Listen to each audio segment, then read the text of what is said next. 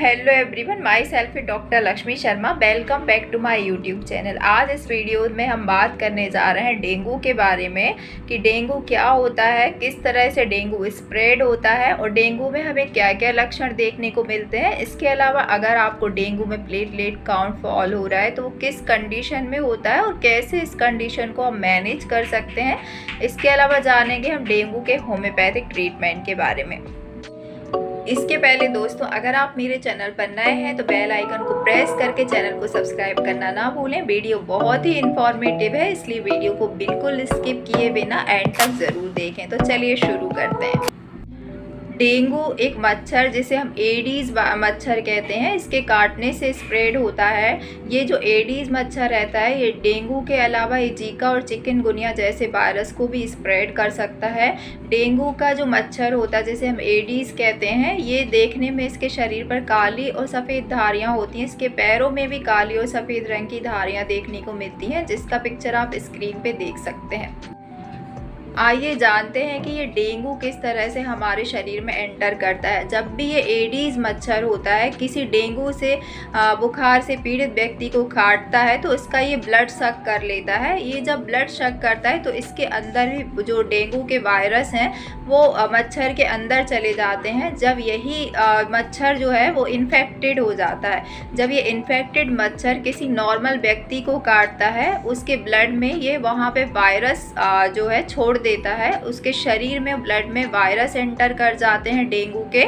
इस कंडीशन में नॉर्मल व्यक्ति जो है वो डेंगू से अफेक्टेड हो सकता है। दोस्तों, इस मच्छर के काटने के बाद एवरेज जो ह्यूमन बॉडी में 4 से लेकर 7 दिन का समय लगता है लक्षणों के आने के लिए। फिर भी ये जो लक्षण का समय रहता है हर एक की बॉडी में डिफरेंट भी हो सकता है।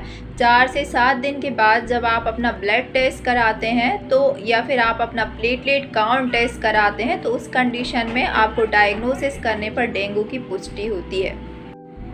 दोस्तों, मच्छर के काटने के बाद जो आपको 4 से 7 दिन तक जो डेंगू के लक्षण जो आते हैं आपके शरीर में, उसमें जनरली आपको बुखार आना, बुखार के साथ आपको चिल यानी थोड़ी सी ठंडी भी लग सकती है। इसके अलावा आपको मांसपेशियों में शरीर में दर्द होना यानी कि मसल पेन होगा। इसके अलावा आपको जॉइंट्स में सीवियर पेन हो सकता है। आपको गले में खराश हो सकती है क्योंकि वहाँ के लिम्फ नोड जो हैं वो बढ़ जाते हैं। इस कंडीशन में गले में दर्द या खराश के लक्षण भी आपको मिल सकते हैं।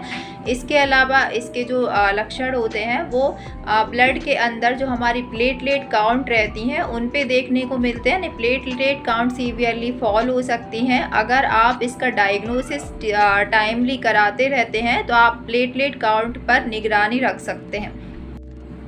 जनरली दोस्तों, जो डेंगू के माइल्ड सिम्टम्स होते हैं, अगर किसी को हल्का फीवर आ रहा है या थोड़ा सा चिल है, थोड़ा स्लाइट पेन हो रहा है, बॉडी एक हो रहा है, हल्का सा आपको जॉइंट्स पेन है तो वो जल्दी रिकवर हो सकता है। यानी माइल्ड सिम्टम्स अगर आपको डेंगू के हैं तो विद इन अ वीक आपकी रिकवरी पॉसिबल है।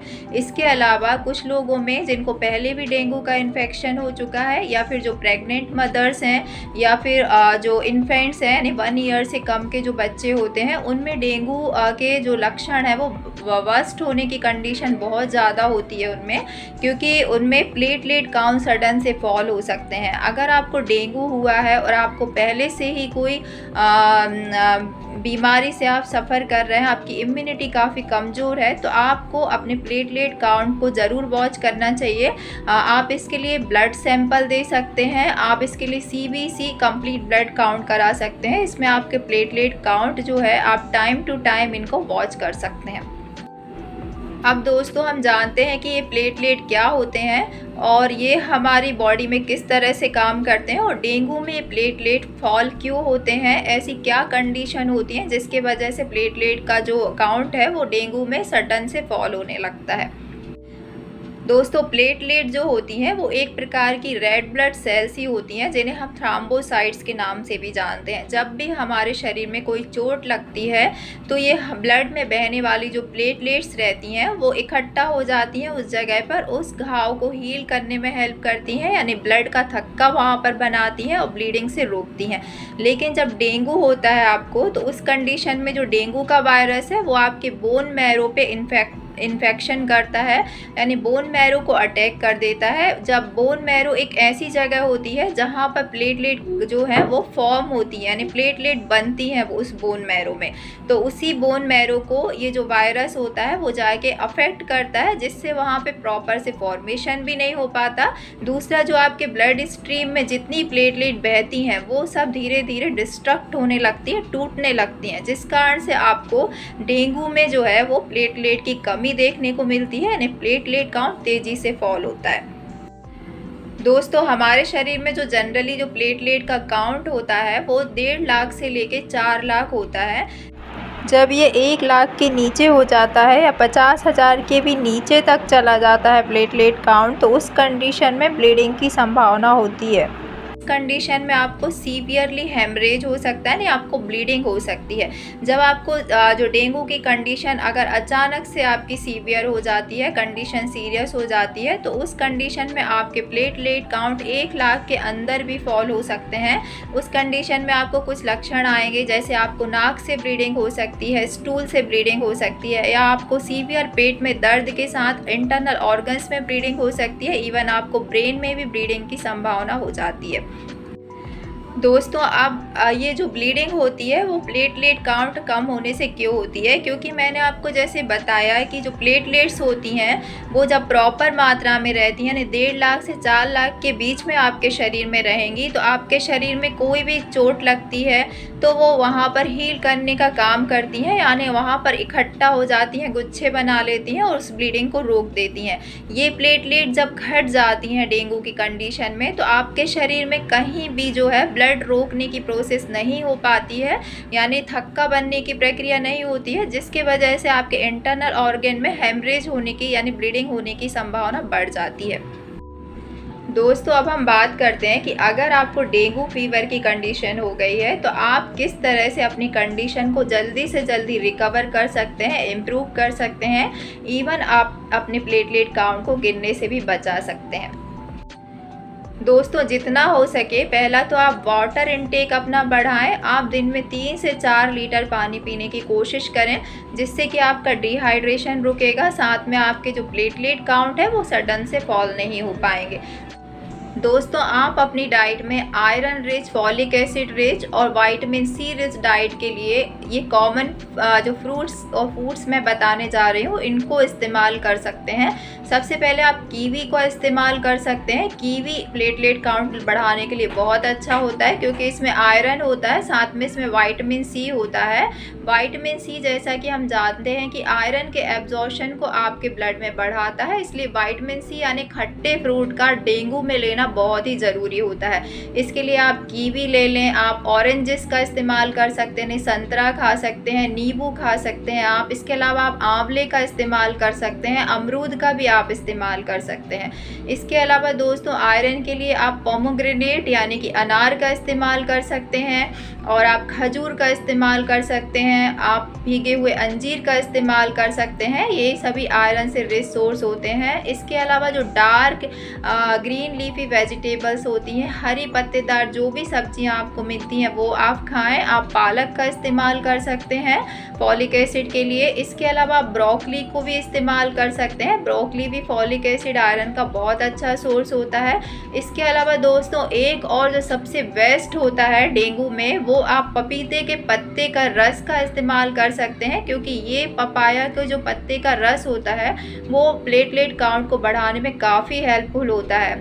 इसके अलावा आप ड्रैगन फ्रूट का भी इस्तेमाल कर सकते हैं। ड्रैगन फ्रूट भी बहुत अच्छा सोर्स होता है आयरन को बढ़ाने के लिए, प्लेटलेट काउंट को रिकवर करने के लिए। इसके अलावा आप कच्चे पपीते का भी इस्तेमाल कर सकते हैं, या पके हुए पपीते अगर आपको पसंद है तो आप इनका भी इस्तेमाल कर सकते हैं।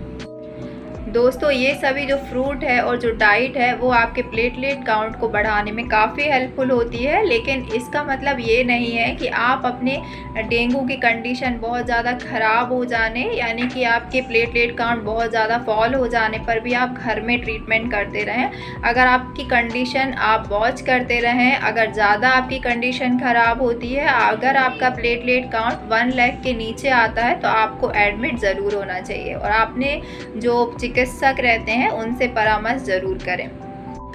दोस्तों जो डेंगू का मच्छर होता है वो जनरली दिन के समय सुबह 7 बजे से लेकर दिन में 4 से 6 बजे तक ये काफ़ी एक्टिव रहता है। तो ऐसे समय में आप अपने ध्यान रखें कि फुल ड्रेस ही पहने, जिससे कि आपको मच्छर काटने की संभावना कम हो सके। इसके अलावा जहाँ भी कंटेनर में अगर साफ पानी भरा हुआ है तो उस पानी को आप खाली ज़रूर करें, इससे उनके लार्वा पनपने से बचते हैं और आपको डेंगू होने की संभावना कम हो जाएगी। तीसरा है, आप मॉस्किटो रिपेलेंट का इस्तेमाल कर सकते हैं या आप नेट लगाकर भी सो सकते हैं। ये सभी इसके बचाव के तरीके हैं। दोस्तों अब मैं बात करने जा रही हूँ होम्योपैथी में एक बहुत ही बेस्ट बढ़िया मेडिसिन है डेंगू फीवर के लिए। ये आपकी डेंगू की कंडीशन को तो प्रिवेंट करती है, साथ ही साथ अगर आप डेंगू पॉजिटिव हैं तो उस कंडीशन में भी आप इस दवाई का इस्तेमाल करके अपने प्लेटलेट काउंट को रिकवर कर सकते हैं। ये प्लेटलेट काउंट को तेज़ी से बढ़ाने में काफ़ी हेल्पफुल होती है। आप इसका इस्तेमाल करके ज़रूर देखें। इसका नाम है यूपेटोरियम पर्फ। इस मेडिसिन का पिक्चर आप स्क्रीन में देख सकते हैं। यूपेटोरियम बर्फ को आपको डेंगू के प्रिवेंशन के लिए 200 पावर में इसको ले आइए। आप 2-2 बूंद इसको एक बार इस्तेमाल करेंगे। आपको 1 महीने में केवल 1 बार ही इस्तेमाल करना है, जिससे आप डेंगू से बच सकते हैं। ये प्रिवेंशन के लिए काफ़ी यूज़फुल मेडिसिन है। दोस्तों इसके अलावा आप डेंगू पॉजिटिव हैं या आपको डेंगू के सिम्टम्स आ चुके हैं, तब भी आप इस मेडिसिन को इस्तेमाल कर सकते हैं। आपके फीवर की फ्रीक्वेंसी को रोकती है, आपको चिल से बचाती है। इवन आपके जो भी सिम्टम्स होते हैं वो इस मेडिसिन से काफ़ी रिकवर हो जाते हैं। आप इस मेडिसिन को डेंगू के फर्स्ट डे जब आपको फीवर आया है उससे आप 5 दिन तक इस्तेमाल करिए। इस मेडिसिन को लेने के लिए आप इसको डायरेक्ट जीभ पर 2-2 बूंद सुबह दोपहर शाम लीजिए। इसको दिन में 3 बार आपको इस्तेमाल करना है। और इसके अलावा आप इस मेडिसिन को जब लेते हैं तब आप इसका चाहें तो खाली पेट इस्तेमाल करें तो ज़्यादा सही रहेगा, या दिन के समय जब आधा घंटे आपने कुछ भी खाया पिया ना हो तब आप इस्तेमाल करें। रात के समय आप चाहें तो इसको डिनर के पहले इस्तेमाल कर सकते हैं। दोस्तों ये मेडिसिन डेंगू फीवर के लिए बहुत ही इफ़ेक्टिव मेडिसिन है। ये आपके डेंगू फीवर के सभी सिम्टम्स को कवर करती है। एक कॉमन मेडिसिन है होम्योपैथी में। इसको आप इस्तेमाल ज़रूर करें। डेंगू होने पर आप देखेंगे कि 2 से 3 दिन में आपकी बहुत इजीली रिकवरी हो जाएगी। इवन 5 डेज़ के अंदर ही आपका जो प्लेटलेट काउंट है वो फॉल होने से भी बच जाएगा और आप बहुत जल्दी क्योर हो जाएंगे। मुझे उम्मीद है दोस्तों आज का ये वीडियो आपको ज़रूर पसंद आया होगा। इस वीडियो से आपने कुछ ना कुछ ज़रूर सीखा होगा। इसी तरह के और वीडियो के अपडेट्स के लिए मुझे लाइक शेयर सब्सक्राइब करना ना भूलें। मिलते हैं नेक्स्ट वीडियो में, तब तक के लिए bye bye. Thanks for watching.